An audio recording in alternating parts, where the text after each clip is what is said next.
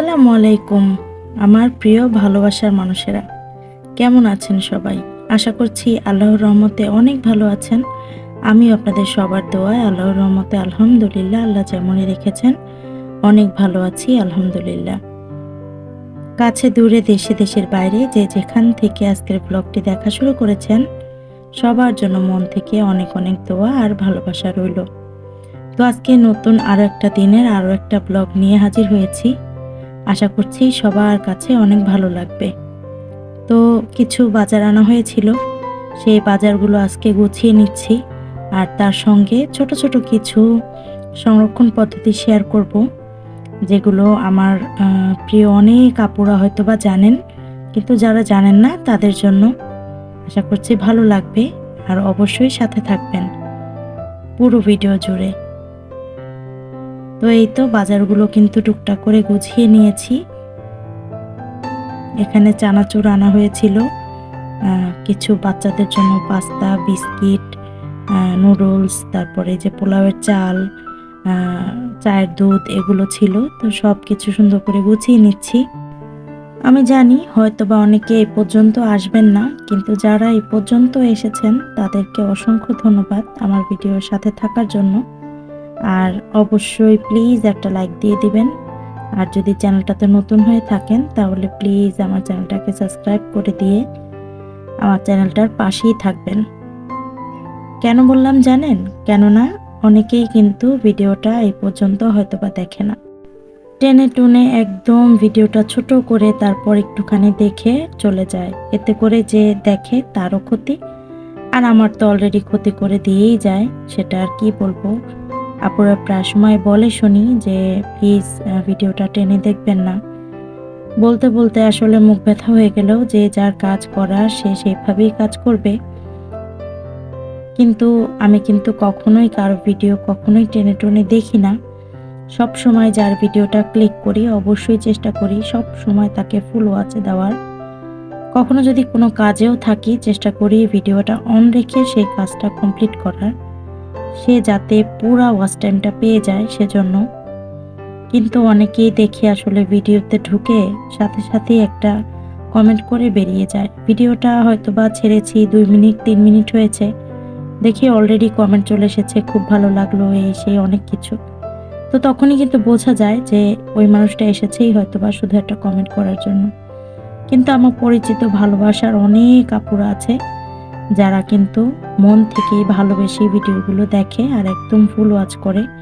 আর আমি তো সব সময় বরাবর সবার ভিডিওই ফুল ওয়াচ করে আসি।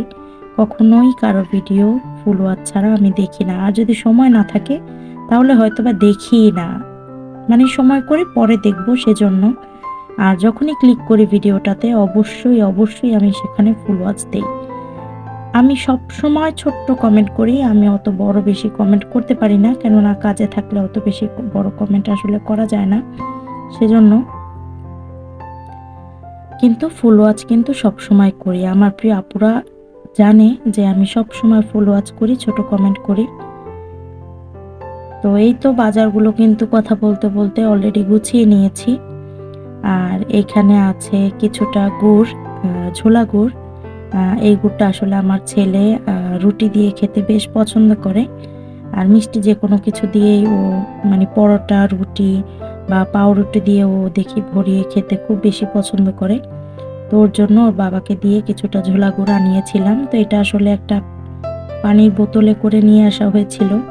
তো আমার কাছে মনে হইলো যে পানির বোতলটাতে বেশি দিন থাকবে না, নষ্ট হয়ে যাবে। তো এর জন্য আমি এই যে একটা কাচের বোতলে ওইটাকে ঢেলে নিলাম। এরপরে আমি আসলে এটাকে নর্মাল ফ্রিজে রেখে দিব। তো এটা আসলে অনেক দিন খাওয়া যায়, প্রায় মোটামুটি 1 বছর পর্যন্ত আপনি এটা খেতে পারবেন, নষ্ট হয় না। এভাবে কাচের বোতলে করে ফ্রিজে রেখে দিলে এই গুড়টা কিন্তু কখনোই কখনো বলতে 1 বছর পর্যন্ত প্রায় থাকে, নষ্ট হয় না। আমি তো প্রায় সময় এনে এভাবে করে রেখে দেই। তো এই তো বাজারপত্র কিন্তু গোছানো প্রায় শেষ। তো হয়তোবা অনেক কথা বলে ফেলেছি, কেউ আসলে কষ্ট পাবেন না। আমি আসলে মন থেকে ক্ষমা চাচ্ছি, মাফ করে দিবেন। কারো মনে যদি কষ্ট দিয়ে থাকি, কিন্তু প্লিজ আপনি যাকে ক্ষতি করার জন্য চেষ্টা করবেন, সেই ক্ষতিটা কিন্তু রিটার্নে আপনার কাছেই আসবে। তাই পরের ভালো যদি চান, মানে কারো উপকার করলে সেই উপকারটা যদি বরাবর সঠিকভাবে সঠিক নিয়মে করেন, দেখবেন সেই উপকারটা আপনার কাছেও রিটার্ন চলে আসবে। তো এই তো সেই সংরক্ষণের জিনিসটা নিয়ে এসেছি। এখানে হচ্ছে গরম মসলা। তো কোরবানি ঈদে তো আমাদের সবারই মোটামুটি গরম মসলাটা বেশ অনেক পরিমাণেই প্রয়োজন হবে। তো আমি কিন্তু সবসময় মসলাটা ভাঙিয়েই খাই। হলুদ, মরিচ, ধনিয়া, জিরা সবকিছুই। সাথে গরম মসলাটাও ভাঙাই। তো প্রায় ০.৫ কেজি পরিমাণে ভাঙাই আমি সবসময়।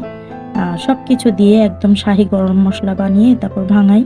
তো ওইটা আসলে বেশিদিন রাখলে দেখা যায় দলা পাকিয়ে যায়। এর জন্য আমি কি করি, পরিমাণ মতন রেখে তারপরে এটাকে এরকম একটা জারে ভরে ডিপ ফ্রিজে সংরক্ষণ করি। নরমালে না, ডিপ ফ্রিজে সংরক্ষণ করি। এটা কিন্তু এটাও প্রায় আপনি বছর ভরে খেতে পারবেন। নষ্ট হবে না একদমই। আর বাহিরে রাখলে কিন্তু কিছুদিন পরে দলা পাকিয়ে যায়। এজন্য এটাকে আমি ডিপ ফ্রিজে সংরক্ষণ করি। অনেকদিন খাওয়া যায় আর গন্ধ, স্বাদ সবকিছুই অটুট থাকে।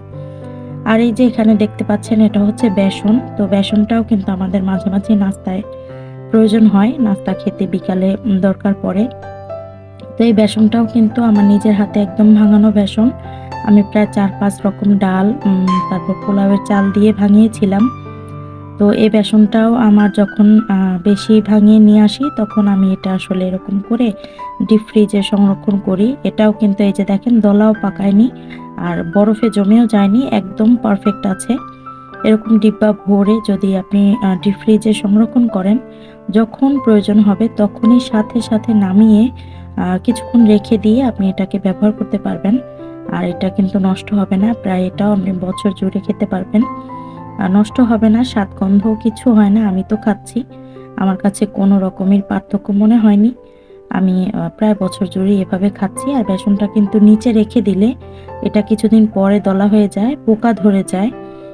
খাওয়ার যোগ্য থাকে না। তো এটা ডিপ ফ্রিজে এভাবে সংরক্ষণ করতে পারেন। খেয়ে দেখবেন। যারা জানেন তারা তো অলরেডি জানেন। তাদেরকে বলছি না, যারা জানেন না তারা কিন্তু খেয়ে দেখতে পারেন। আশা করছি ভালো লাগবে। এরপর নিয়ে এসেছি, এখানে হচ্ছে ছোলা বুট। এই ছোলা বুটটাও কিন্তু আমরা অনেকেই বাসায় আসলে এনে রেখে দেই। মাঝে, মাঝে বিকালের নাস্তায় মুড়ি মাখা খেতে গেলে প্রায় সময় কিন্তু প্রয়োজন হয়। তো এই যে ছোলা বুটটা, এটা হচ্ছে কাঁচা বুট। এটা আমি সেদ্ধ করিনি, ভিজাইও নি। একদম ঝরঝরা কাঁচা বুটটা। এটা কিন্তু আপনি এভাবেই চাইলে পলি ব্যাগে করে রেখে ডিপ ফ্রিজে সংরক্ষণ করতে পারেন। এটা কিন্তু সেদ্ধ ছাড়া। আমি বারবারই বলছি, এটা সেদ্ধ ছাড়াটা, ডাইরেক্ট সেদ্ধ ছাড়া বুটটাই আপনি কিন্তু ডালটা, এটা হচ্ছে ডাল, ছোলার ডাল যেটা, ওটা আপনি একদম ডাইরেক্ট এভাবে পলি করে রেখে ডিপ ফ্রিজে সংরক্ষণ করতে পারেন। এটাও কিন্তু বছর জুড়ে ভালো থাকবে। এরপর নামিয়ে জাস্ট ঠান্ডাটা ছাড়িয়ে নিয়ে আবার আপনি গরম পানিতে সেদ্ধ দিয়ে তারপর ইউজ করতে পারবেন। পোকা ধরবে না। এটা কিন্তু নিচে রাখলে বেশিদিন পোকা ধরে যায়। একদম মানে ফাঁকি, ফাঁকি হয়ে যায়। এটার ভিতরে কিছুই অবশিষ্ট থাকে না। তো এভাবে যদি ডিপ ফ্রিজে সংরক্ষণ করেন, কখনোই কিন্তু নষ্ট হবে না। এটাও বছর জুড়ে যখন মন চায় তখন নামিয়ে কিন্তু সেদ্ধ করে আবার ব্যবহার করতে পারবেন। আর আমি সেদ্ধ করেও তারপরও ডিপ ফ্রিজে সংরক্ষণ করি, সেটাও দেখাচ্ছি। এটা তো সেদ্ধ ছাড়া ছোলাটা শুধু, আর সেদ্ধ করাটাও দেখাচ্ছি।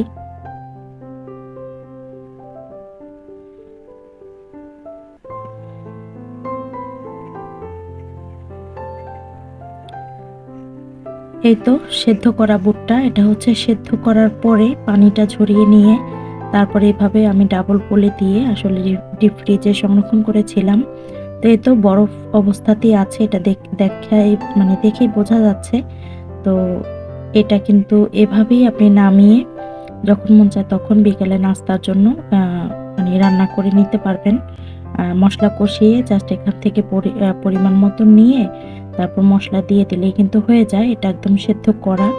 আর আমি তো মাঝে, মাঝে জাস্ট এটা নামিয়ে ২ মিনিট ওভেনে দিয়ে গরম করে মুড়ি মাখার মধ্যে ইউজ করে ফেলি। ওটাও খেতে বেশ ভালো লাগে। মানে রান্না করা ছাড়া শুধু ওভেনে গরম করে নেই ২ মিনিট। এরপর মুড়ি মাখার মধ্যে দিয়ে মাখিয়ে খেতেও কিন্তু বেশ ভালো লাগে। তো ওভাবেও খেতে পারেন। আবার যখন মন চায় তখন রান্না করেও কিন্তু খাওয়া যায়। তো ২ ভাবে ইউজ করা যায়। তো এভাবে সংরক্ষণ করলে কিন্তু এই ছোলা বুটগুলো সহজে নষ্ট হয় না, আর বছর জুড়ে স্বাদ বা গন্ধ সবকিছুই ভালো থাকে। আর এই তো এখানে দুপুরে রান্না করছিলাম। তো এখানেও একটা টিপস শেয়ার করে দিচ্ছি। অনেক সময় আসলে রান্নার পরে আমাদের কিন্তু বেশ পরিমাণে অনেক সময় লবণটা বেশি হয়ে যায়। তখন কিন্তু আলু কেটে ব্যবহার করলে লবণটা কমে যায়, বা আটার দলা পাকিয়ে দিলেও কিন্তু লবণটা কমে যায়। কিন্তু যখন আপনার রান্নাটা হয়ে যাবে একদম শেষ, এই যে আমি ধনিয়া পাতা দিয়ে ফেলেছি, আমার রান্নাটা একদম কমপ্লিট।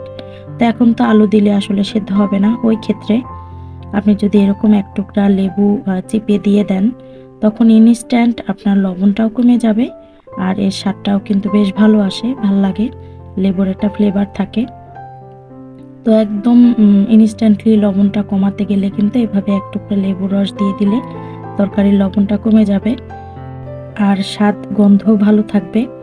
তো এভাবেও ট্রাই করে দেখতে পারেন। আর আলু বা আটার দলা দিলেও হয়, কিন্তু যখন হাতে সময় থাকবে না তখন কিন্তু এভাবে এক টুকরা লেবু দিলেই হয়ে যায়।